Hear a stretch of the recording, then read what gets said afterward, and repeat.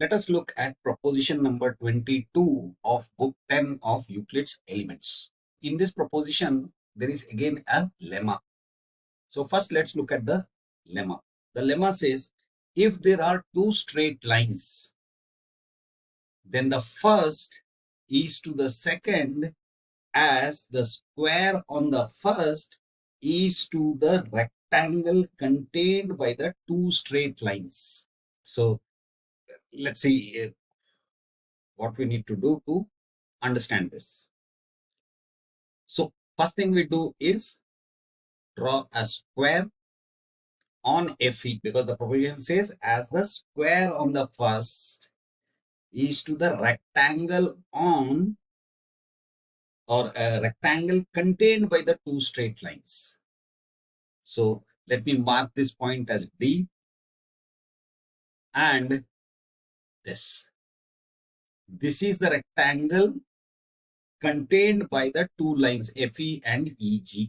So we are given two straight lines FE and EG, and we have described the square DF on FE. We have completed DG because EG was already there, and we have described the square. So we got this D by drawing this square.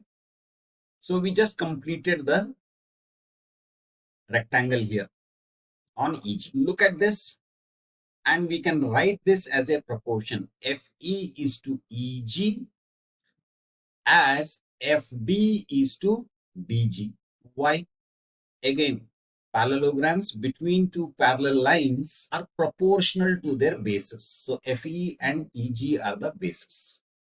FD and DG are the parallelograms. Now FD is the square on FE. DG is the rectangle DE by EG.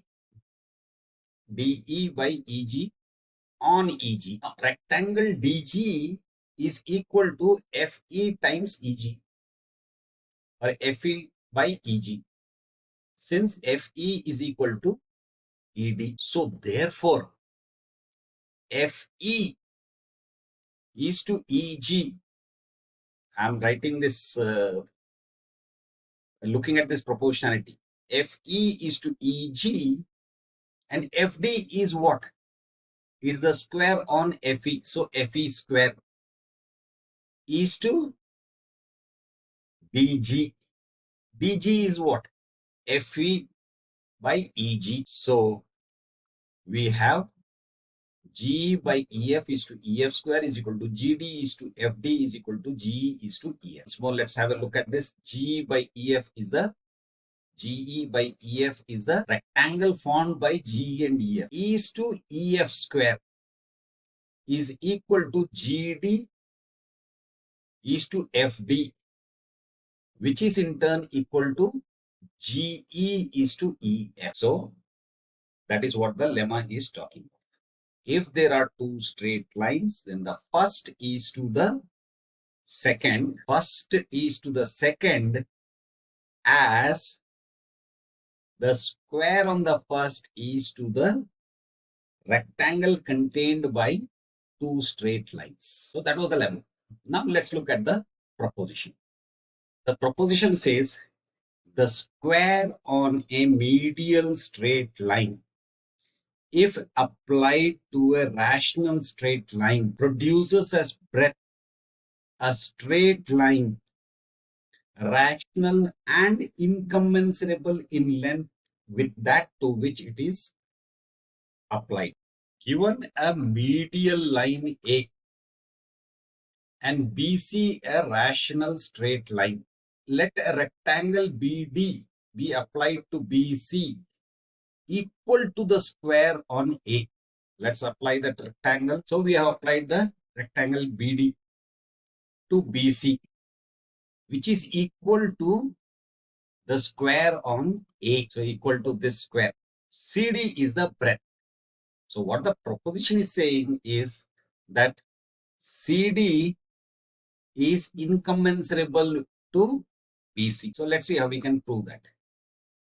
Now A is a medial. A square equals a rectangular area GF contained by rational straight lines commensurable in square only, since it is a medial. This we have seen in previous proposition. Okay, so let's actually build this GF. Okay, so GF is the area contained by rational straight lines commensurable in square only, and it is equal to a square. A square is equal to BD also. Let a rectangle BD be applied to BC equal to the square on A. BD is equal to GF. This rectangle is equal to this rectangle. And BD and GF are also equiangular because they are rectangles, which means we can write it as a proportion. BC is to GE is equal to EF is to CD. They are not directly proportional, they are inversely proportional. So sides about the equal angles are inversely proportional, which means BC square is to EG square is equal to EF square is to CD square.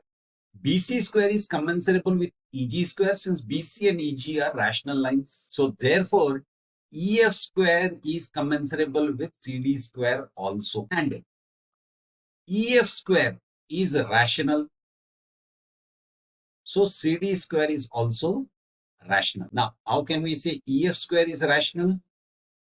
Because GF is contained by rational straight lines, commensurable in square only. So EF square is rational. So CD square is also rational because of this proportionality. So which means CD is also rational.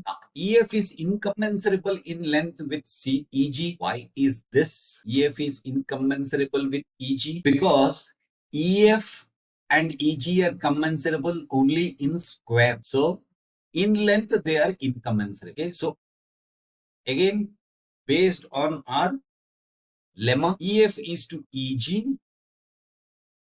equal to EF square is to the rectangle FE by EG. EF square is incommensurable with EF by EG. Why? Because of this proportionality. EF is incommensurable with EG. So this side of the proportion will also be incommensurable. So EF square is incommensurable with EF by EG. CD square is commensurable with EF square. We have already seen this.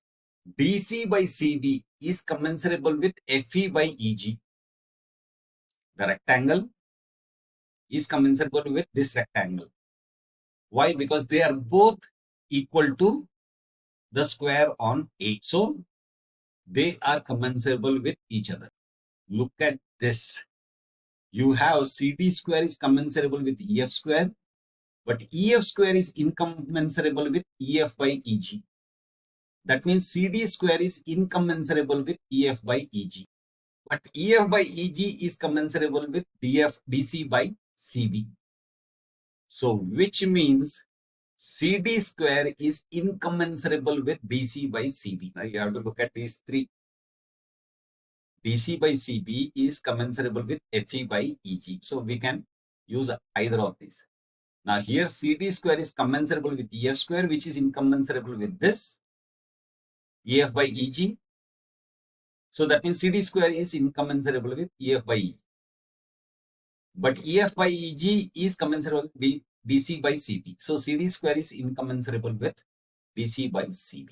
Looking at our lemma again, what do we have?